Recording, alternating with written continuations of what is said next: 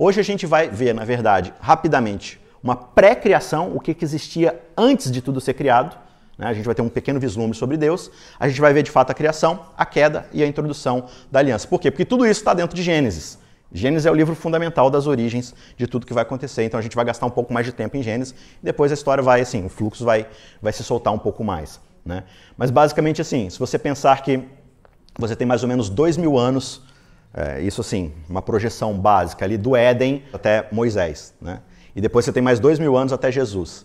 E 2000 anos até nós. Se você considerar, quase 3000 anos estão contidos dentro de Gênesis, Êxodo e mais ou menos alguma coisa. Né? Então metade da história humana está ali, nesse primeiro livro. Por isso a gente vai gastar um pouco mais de tempo nele.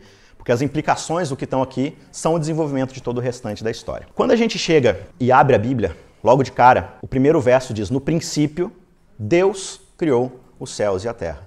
Qual é a explicação que o texto nos dá? Absolutamente nenhum. Muitas vezes as pessoas ficam tentando ajustar a história da criação, a evolução, a outras teorias sobre a fundação da Terra, mas Moisés, que escreveu Gênesis, ele não está nem um pouco preocupado em dialogar com ciência, em dialogar com nada disso. Ele escreveu uma poesia para dar sentido e significado a um povo que acabou de sair do Egito. Né? Então o povo estava lá escravo no Egito, eles saem, anos e séculos lá, perdendo sua identidade, totalmente misturado com outras narrativas fundamentais sobre como a Terra surgiu, com as divindades. Então aqui Moisés ele vai escrever essa poesia para explicar para o povo de Israel como tudo começou. Então ele vai partir do pressuposto básico de que é verdade. Deus criou todas as coisas lá no princípio. Agora a questão é a seguinte: que princípio é esse? E se Deus criou no princípio, então Deus existia antes do princípio. Então esse princípio é princípio de Deus ou é o princípio da criação? É o princípio da criação, não é o princípio de Deus. Porque Deus deu o pontapé inicial.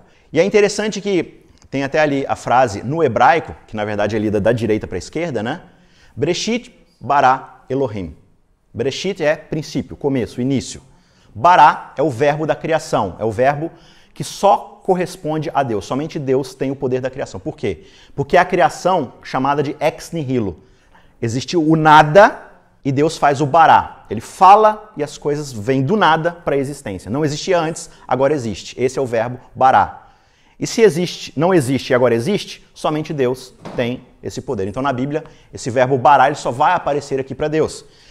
E Elohim, no caso, Deus. Só que o interessante sobre a palavra Elohim é que ela não é necessariamente um nome próprio. A gente usa a palavra Deus, com D maiúsculo, como se fosse o nome próprio de Deus. Né? Deus, nome próprio. Assim como eu sou Isaac, a Priscila, né? a Fernanda e tudo mais. E às vezes a gente quer falar Deus como substantivo, a gente usa o D minúsculo. Ali, você tem basicamente uma categoria para Deus, que é Elohim. Né? Quando Deus vai se apresentar nome próprio, às vezes ele vai usar Yahvé, o Senhor dos Senhores, Adonai, enfim, vários outros nomes. Elohim é basicamente um substantivo. Só que existe uma coisa muito curiosa a respeito de Elohim.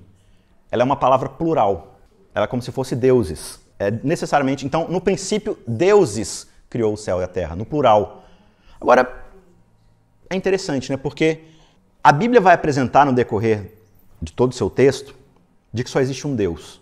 Deus é único, somente existe um Deus. Inclusive ele vai falar que é idolatria você adorar qualquer outro tipo de Deus que não o Deus criador de tudo. Então, por que essa preocupação de Moisés aqui de colocar essa pluralidade? E aí é que está a questão.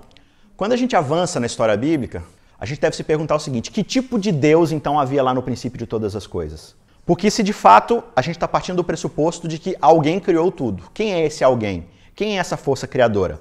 Se ela tem o poder para criar tudo, a partir desse verbo bará, ou seja, existe o nada e agora existe o tudo que existe. Existe um grande poder para fazer isso acontecer. Esse poder é um poder basicamente onipotente, ele pode todas as coisas, inclusive sair do nada e ir para o tudo. Se esse tipo de poder existe desde a eternidade em sua singularidade ou individualidade, ou seja, só existe esse poder, mais nada com o qual se relacionar. Você concorda comigo que esse indivíduo, essa personalidade, se ele está sozinho durante toda a eternidade e ele tem esse poder todo, ele sabe tudo sobre poder, certo? Mas o que ele sabe sobre amor? Porque você há de convir comigo que o amor é, no mínimo, uma coisa coletiva. Você não consegue amar se não existe algo para ser amado. Né? Você não ama o nada. A gente fala até amor próprio, mas esse é um outro tipo de coisa. O amor, ele necessariamente é coletivo. João vai falar na sua primeira carta, aquele que não ama não conhece a Deus, porque Deus é amor. E essa é a mais poderosa afirmação que a Bíblia faz a respeito de Deus. Inclusive, é a única vez que fala que Deus é um substantivo. Por exemplo, a Bíblia fala que Deus é santo, mas ele não fala que Deus é santidade. Mas aqui não fala simplesmente que Deus é amoroso, no sentido de que Deus pode amar. Ele está falando que se você puder definir Deus, Deus é amor. Ou, como é que eu explico amor? Amor é Deus. Eles são a mesma coisa. E se a gente parte então desse pressuposto de que o amor ele não existe sozinho, a maior verdade de todas sobre o amor é de que ele não pode existir à parte do outro. Né? Se eu estou sozinho numa ilha, eu posso até falar que eu amo coco, mas não é a mesma coisa. Né? Amar necessariamente envolve uma relação, uma troca, um dar e um receber. Então, se a Bíblia está falando para mim que no princípio Deus criou, e ela também está me dizendo que Deus é amor, que tipo de Deus é esse que estava lá no princípio? Se ele é amor, então ele não poderia estar sozinho. Desde a eternidade ele precisaria estar tendo uma troca, um dar e também um receber, um ganhar e também um perder. Porque se esse Deus ele só conhece o poder, mas ele não conhece o amor, então na verdade ele vai ser um Deus tirano, um Deus controlador. Um Deus que ao criar, por exemplo, a humanidade, e aí as pessoas questionam, mas por que a humanidade pecou? Deus não poderia ter impedido a gente de pecar? Um Deus controlador poderia. Um Deus que tem tudo sobre poder, mas nada sobre amor, facilmente poderia criar robôs que simplesmente fizessem tudo o que ele mandou. Só que quando você cria um robô para fazer tudo o que você manda, esse robô será incapaz de fazer o que com você? Te amar. Porque amar é uma relação, é uma troca, é uma escolha. Então o amor verdadeiro, esse amor que é atribuído à existência de Deus, ele só existe no terreno da liberdade. A semente do amor só floresce no terreno da liberdade. Sem liberdade o amor não existe. Então esse Deus que existe desde o princípio e tem todo o poder, a maior amostra que a gente vai ver desse amor é justamente a liberdade que vai reger todo o seu governo, toda a criação, toda a existência de todas as coisas. Então, quando a gente lê a Bíblia, antes da gente começar a criação, e a gente vai passar pela queda, pela aliança, pelo Messias e aí por diante, qual que é a verdade fundamental que essa história precisa ter para a gente compreendê-la genuinamente? Deus é amor. Qualquer coisa na história que divirja disso é uma má interpretação nossa da história. É eu sair do viés verdadeiro que a história está colocando para mim. Então, já no princípio, ou na pré-criação, antes da criação existir, esse Deus já era amor. A Bíblia vai dizer pra gente, através de outros momentos, a gente não vai ficar fazendo isso o tempo todo, e lá na frente voltando. Como a gente está só fazendo um prólogo rapidamente aqui, a gente vai para João, o Evangelho de João, já lá no Novo Testamento, porque João, ele começa o seu Evangelho diferente dos outros. Ele começa basicamente refletindo em Gênesis 1:1, falando sobre esse Messias. Ele diz, no princípio, o Messias, Jesus Cristo, esse que andou entre nós como homem, ele era o quê? O Verbo. Ele era o Logos. Ele era justamente esse poder encarnado que falava e as coisas passavam a existir. Só que esse Verbo criador, ele estava com Deus. Então, se ele estava com Deus, ele é algo à parte de Deus, certo? Se ele estava com, ele é algo à parte. Só que o Verbo era Deus. Então, peraí, ele estava à parte, mas ele estava em e ele era? Como é que eu lido com todas essas informações? Então você vê que a poesia grega, hebraica, a mentalidade dos autores bíblicos é tipo assim, a pergunta é, Jesus Cristo estava com Deus ou Jesus Cristo era Deus? E a resposta para essa pergunta é sim. Não, mas ele estava com Deus ou ele era Deus? Sim. Isso é uma dualidade. Na mente hebraica isso é totalmente possível de acontecer. Duas verdades que aparentemente são contrastantes, elas são complementares. Então aqui você já observa que, peraí, a parte desse poder criador, que a gente chama de Deus, existia também um outro indivíduo, que lá na frente a gente vai conhecê-lo como Jesus, o Filho. Então, você já tem duas pessoas aqui. Só que voltando para a história da criação, lá no verso 2, ao descrever a terra, diz que a terra era sem forma e vazia, e havia trevas sobre a face do abismo. E o Espírito de Deus se movia sobre as águas. Então aqui a gente já é apresentado no poder da criação a uma terceira pessoa, pelo menos. Claro que você vai precisar de mais desenvolvimento na história para enxergar esse outro indivíduo aqui. Mas você tem já três pessoas, Pai, Filho e o Espírito de Deus. Então é bem interessante você enxergar essa ideia partindo do princípio que a gente viu ali atrás, de Elohim, né? Deus no plural. E aí a gente chega na ideia, então, do que a teologia vai chamar de trindade. O que é uma trindade? É uma tri, de três, unidade. é uma unidade de três, é uma triunidade, uma trindade. E quando você pensa filosoficamente a respeito de uma trindade, pegando toda essa bagagem, todo esse pressuposto que a gente falou a partir do amor, do dar, do trocar, do receber, você começa a entender que 3 parece ser naturalmente o número mínimo que você precisa para um amor generoso. Porque se são só 2 dentro de uma relação de amor, muitas vezes, você tem o dar, só que você tem a certeza do receber indivisível, sem ter que dividir isso com mais ninguém. Você recebe exclusivamente. Quando você tem 3, você dá atenção, mas você precisa dividir a sua atenção. Ao mesmo tempo, ao receber, você não recebe exclusivamente, você recebe algo dividido, algo partilhado. Então você não é exclusivista, você não é individualista, você tem sempre uma ideia de dividir com alguém. E aí você começa a ver como esse círculo da beneficência divina, desse amor, vai acontecendo. O que a gente enxerga é, no princípio, havia um pai amando o seu filho dentro da comunhão, da harmonia do Espírito Santo. Isso significa que se Deus sempre existiu, então sempre existiu, desde a eternidade, o dar, o receber e o dividir. Havia proximidade, simpatia, companheirismo, partilha, interação, intimidade. Então a gente pode resumir tudo isso como, no princípio, havia o amor. Antes do princípio havia amor, desde a eternidade. A Bíblia vai dizer que Deus nos amou com amor eterno, desde sempre. E ela vai dizer também que desde sempre Deus tinha em sua mente a ideia de que ele teria que morrer por nós. Ou seja, o dar máximo, o oferecer, o entregar máximo, que João vai falar que isso é amor. Deus nos amou tanto que deu. Só que isso existe desde a eternidade. Então o princípio que governa a criação e que vai basear, na verdade, tudo aquilo que a gente conhece dentro da história da criação é partir da ideia de que o que é que está criando o universo? É o amor. Porque o efeito natural desse amor generoso, dividido, que está mais interessado em dar do que simplesmente receber, é naturalmente uma expansão. Ele se expande cada vez mais. Então esse amor ele não é contido na divindade. Nem a divindade contém o amor da própria divindade. Por isso, esse amor que vai se expandindo a partir dessa divindade, ele começa a fazer o quê? Criar. O amor vai criando. E vai trazendo mais, digamos assim, corpos celestes rodando na órbita dessa divindade de amor. Então, quando a gente abre a Bíblia, no princípio Deus criou, a gente pode muito bem falar, no princípio o amor criou os céus e a terra. E essa é a verdade básica que a gente precisa ter em mente na hora da gente ir, então, para a criação. Então, agora a gente vai pegar basicamente um resumo de Gênesis 1 e 2. Você tem, logo na introdução, o texto vai falando pra gente que a terra era sem forma e vazia. Basicamente já existia, digamos assim, um canvas, um quadro em branco, mas totalmente disforme, totalmente sem propósito, sem identidade, sem forma. E esse poder criador, então, essa divindade, esse amor, ele passa então a dar forma a isso. A gente não vai entrar num detalhe máximo aqui, porque a gente precisaria ficar aqui horas e horas. Mas você observa no poema da criação uma divisão muito interessante de padrões, de repetições. E aí você tem então essa divisão nos 6 dias da criação. E todos esses dias, eles começam com "e Deus disse".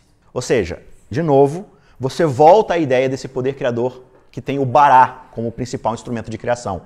Ele fala, Deus disse, e o nada obedece a Deus. O nada passa a ter um propósito, uma forma, uma identidade. Né? Então os 6 dias da criação eles estão marcados com "e Deus disse". E ao final, faz-se tarde e manhã e se encerra esse ciclo. Começa um novo ciclo e Deus disse. Né? Então você tem no primeiro dia a separação, a divisão entre aquilo que é trevas, ou seja, só existe trevas. Trevas, abismo, vazio. A presença de Deus então aparece e há uma separação clara e distinta entre trevas e luz. No segundo dia, Deus faz a separação entre o firmamento, entre aquilo que é, digamos assim, as águas da chuva ali, desse nosso céu que está contido dentro da órbita do nosso planeta, e a separação entre o mar. Né? Você não tem mais simplesmente um monte de água ali, você tem uma nítida separação, onde há oxigênio, onde vai se criando nesses 3 primeiros dias o ambiente propício para a vida.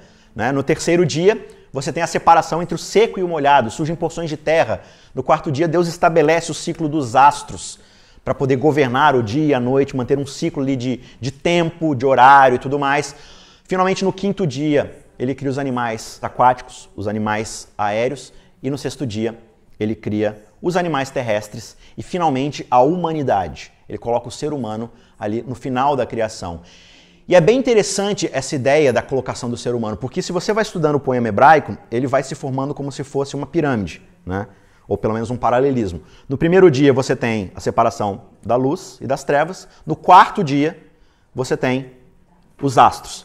No segundo dia você tem a separação do ar e do mar. No quinto dia você tem os animais do ar e os animais da água. Você tem a separação do seco e do molhado. No sexto dia você tem os animais e o ser humano no seco.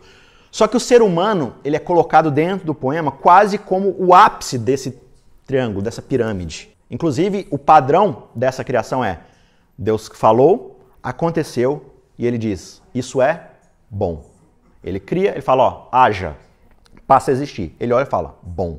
Quando finalmente chega ao ser humano, o padrão muda. Gênesis 2 vai explicar isso pra gente. Ele forma um homem com sua própria mão, coloca nele o seu sopro e ele diz, e eis que é muito bom. Então existe uma separação aqui e algo que a Bíblia vai chamar de imagem de Deus. Esse ser humano ele é diferente do restante da criação. Ele é destacado. E Gênesis 1:26 vai dizer o seguinte, Deus disse, façamos, e aqui a gente já tem o verbo no plural, né? Façamos. Como assim façamos? A trindade, o amor vai fazer. Essa relação coletiva que a gente chama de divindade. Então o que é Deus? Deus é uma relação entre pessoas dessa divindade, né? Então, façamos o homem à nossa imagem conforme a nossa semelhança. E o que vai ser então essa imagem e semelhança? Ele vai ter domínio sobre os peixes do mar, as aves do céu, os animais domésticos, toda a terra, os répteis, tudo que rasteja. A imagem aqui é a palavra hebraica tselem. E tselem é uma palavra usada sempre que o texto bíblico vai falar sobre ídolos, imagens de escultura, é a mesma palavra. Não terás para ti imagens de escultura, o mandamento diz. Não farás para ti tselems, de coisa alguma que existe na terra. Mas por que Deus ordena para o seu povo que não construa para si representações da imagem divina? Porque lá na criação, quem faz isso é Ele. Deus já criou a sua tselem que o representa. Quem é a sua tselem? Adão, a humanidade. Portanto, essa tselem não vai recriar tselems, a não ser pelo poder da própria tselem de representação de Deus. Qual que é? Deus é uma relação de amor que cria. Homem e mulher vão ser agora a imagem desse amor que cria. Como eles vão ser essa imagem? Eles vão se relacionar em amor. E qual vai ser o fruto desse amor? Criação. Claro que dentro, né, de uma outra perspectiva, de outro paradigma que não é o divino. Isso está dentro do próprio poder divino, por isso a gente é imagem. Mas dentro dessa própria representação, nós já dentro de uma relação coletiva de amor, a gente também dá prosseguimento a essa relação de criação. Então, como imagem de Deus, Deus está falando assim, olha, eu sou o governador de tudo. Vocês estão vendo isso aqui que eu estou criando? A terra, os animais, tudo isso aqui é meu, eu sou o governante. Mas assim como os reis da antiguidade criavam então para si as suas tselems, as suas imagens, para representar, olha, aqui existe um poder. Então o rei ia lá, conquistava um lugar e voltava para o seu reino. O que ele deixava lá naquele lugar conquistado? Uma imagem dele para dizer, aqui tem um governante. Deus faz exatamente a mesma coisa. Ele coloca a sua imagem, que é Adão, e fala assim, aqui existe alguém que governa. Adão está governando dentro da limitação de que ele está representando quem de fato governa.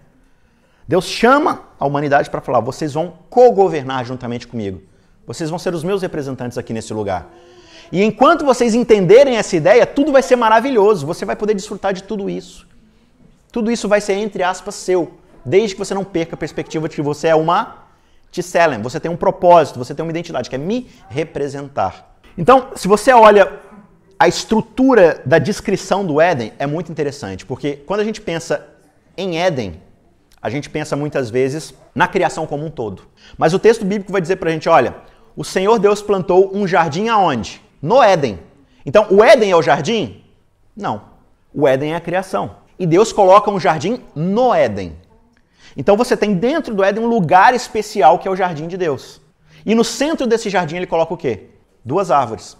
A árvore da vida e a árvore do conhecimento do bem e do mal. Então você tem esse, vou falar aqui círculo, né? Mas essa delimitação especial, onde está de fato a representação da autoridade divina, que é a árvore do conhecimento do bem e do mal, a gente vai falar um pouco mais sobre isso daqui a pouco, e a árvore da vida, que dá ao ser humano a longevidade para continuar vivendo como imagem, e você tem todo o restante ali da criação. Todo o restante do planeta, todo o restante do espaço.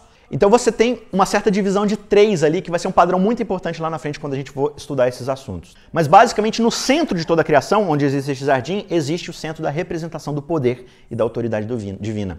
E o ser humano tem um acesso a isso, mas é um acesso limitado. Você tem acesso à minha vida, à conexão comigo, mas você não pode ter acesso ao quê? À minha representatividade como governante. Por quê?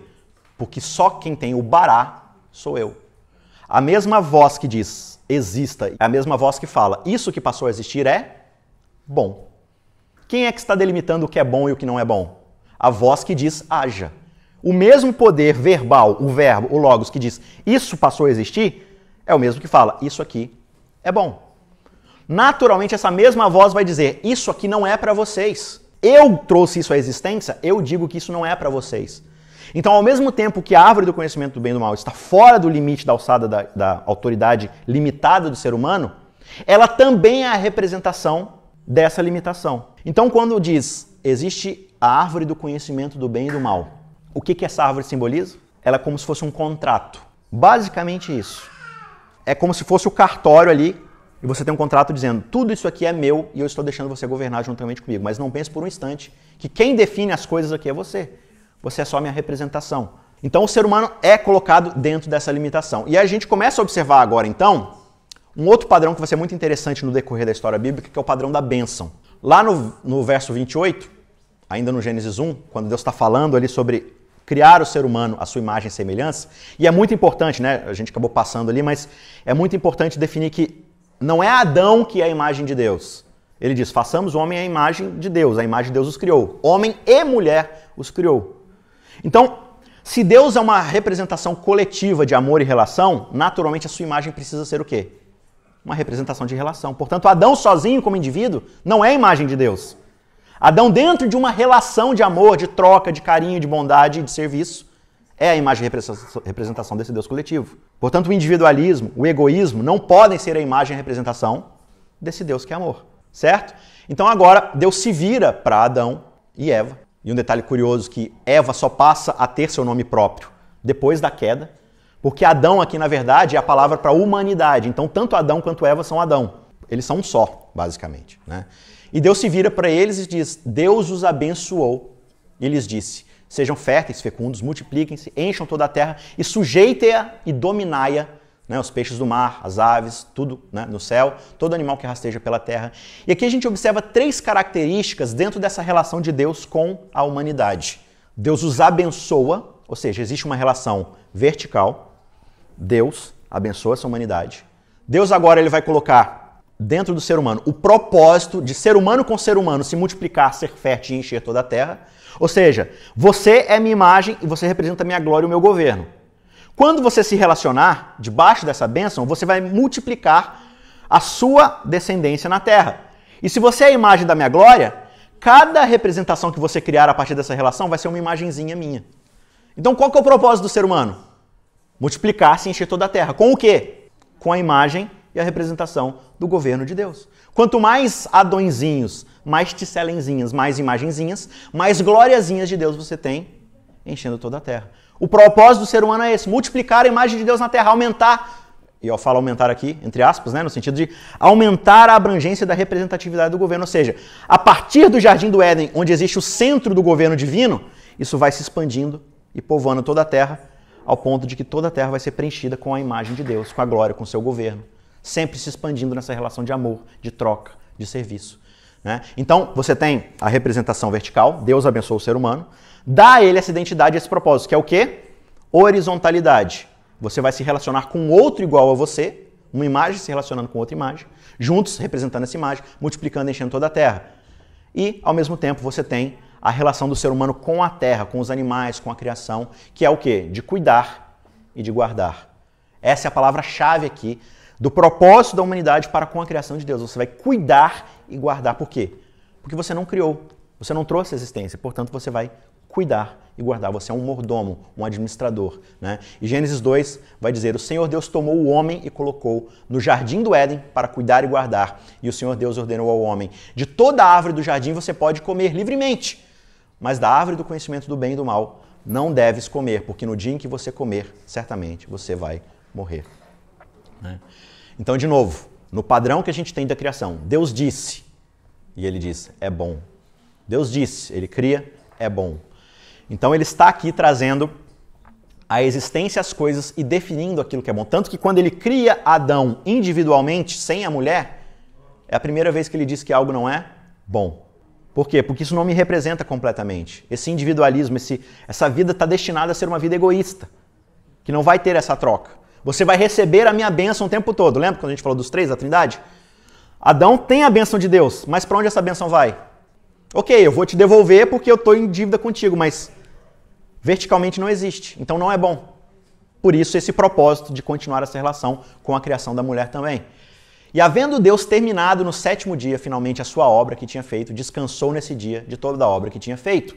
E Deus abençoou o 7º dia e o santificou, porque nele Deus descansou de toda a obra que como Criador tinha feito. Existe uma relação muito interessante aqui, porque Deus cria a terra, estabelece o ambiente da natureza e coloca os animais nessa terra. E Deus abençoa a sua criação. Em seguida, Deus cria Adão e Eva, a humanidade como a sua imagem, e Deus os abençoa. Só que existe uma terceira bênção aqui nessa relação de criação, que é sobre o tempo. Deus termina sua obra criadora, dizendo o que é bom, o que é bom, o que é bom. Finalmente ele diz, ok, eu encerrei a criação. Aquilo que eu havia feito terminou. E agora a gente vai continuar isso juntos, dentro dessa coparticipação. Agora, qual que é o papel do sábado dentro do propósito da criação? Deus abençoou Adão e Eva com o propósito de governarem como imagem tudo o que existe ali na criação. Ao mesmo tempo, existe um espaço dentro desse lugar que representa a autoridade divina sobre tudo. E Deus falou, confia em mim, não vá lá. Não tente tomar para você a prerrogativa que só pertence àquele que pode dizer o que é bom e o que é mal, que é aquele que disse exista. Portanto, existe uma relação de confiança aqui. Eu já fiz tudo o que precisa ser feito para o bem-estar de vocês. Tudo é muito bom. Você precisa confiar em mim agora, e a gente tem a palavra fé, a confiança. Você precisa ser fiel a mim, descansando dessa necessidade de tentar controlar as coisas, porque eu criei. Eu trouxe tudo à existência. Portanto, Deus termina a sua atividade criadora e estabelece um descanso para dizer o seguinte, eu, como Deus, estou parando a minha obra criadora, estou interrompendo. Por quê? Porque eu já fiz o que precisava ser feito. Qualquer coisa a partir daqui é sua autoridade egocêntrica de tentar tomar o controle da minha mão e mudar alguma coisa. Isso é comer da árvore do conhecimento do bem e do mal. É tentar trazer para você, então, a prerrogativa de dizer, não, peraí, Deus disse o que é bom e o que é mal, mas eu discordo disso daqui. Eu acho que isso daqui é bom, quando Deus disse que é mal. A árvore do conhecimento do bem e do mal vai representar uma escolha para Adão e Eva. Vocês confiam que eu defini o bem e o mal e está tudo certo, ou vocês vão tomar para vocês a prerrogativa de dizer o que é bom e o que é mal, mesmo não tendo o poder de dizer haja e as coisas obedecem. E como consequência disso, então, o que vai ser o sábado? Vai ser entrar nesse descanso do fim da atividade criatura de Deus, confiando de que já está tudo feito. Você só precisa entrar numa relação de confiança agora e de descanso. Então, a relação de bênção, descanso e fé vai ser ampla nas Escrituras no restante dessa história. Você descansa da sua atividade nos 6 dias, assim como Deus descansou da sua. Por quê? Porque parar no último dia da sua atividade de trabalho é dizer, se eu ficar 24 horas sem trabalhar, o mundo não vai ser destruído. Sabe por quê? Porque não fui eu que fiz o mundo. Foi a atividade criadora divina. A mesma atividade criadora que continua mantendo tudo. Então, o funcionamento de tudo e a existência das coisas não está sobre o meu poder e a minha responsabilidade. Está nas mãos do Criador. Portanto, eu descanso. Para relembrar que não sou eu que estou fazendo tudo, que eu estou simplesmente sendo imagem, sendo uma representação. Por isso, esse descanso que é estabelecido como bênção sobre o tempo é um descanso de fé, de relação de confiança. Você só vai poder genuinamente descansar quando você tiver paz de espírito de que não é você que está no controle de tudo. Essa é a relação que vai perpetuar toda a Bíblia, para o bem e para o mal. Para o bem quando ela existe, para o mal quando ela é quebrada. Quando o ser humano não consegue entrar nesse descanso. Por quê? Porque ele puxa para si o tempo todo o quê? Controle. Ele quer controlar tudo. Então, enquanto o ser humano estiver debaixo dessa bênção, ele vai deixar na mão de Deus a questão de definir o que é certo e o que é errado. Então, resumindo esse início aqui, o que a gente tem dentro desse paradigma, a gente pode resumir nessas 3 frases. O povo de Deus, na terra de Deus, sob o governo de Deus. Esse é o resumo que vai perpetuar toda a narrativa bíblica. Ela vai ter alterações, ela vai ter novas facetas, mas basicamente a gente vai ver essa estrutura o tempo todo. O povo de Deus, na terra de Deus, sob o governo de Deus. Ou seja, você tem o governo de Deus dentro de uma relação vertical, da bênção e da autoridade divina. Você tem a relação horizontal do povo de Deus ali se relacionando uns com os outros como imagem dentro da terra de Deus, cuidando ali e administrando aquilo que Deus fez. O que vai acontecer com essas três coisas no decorrer da história? É o que a gente vai estudar a seguir.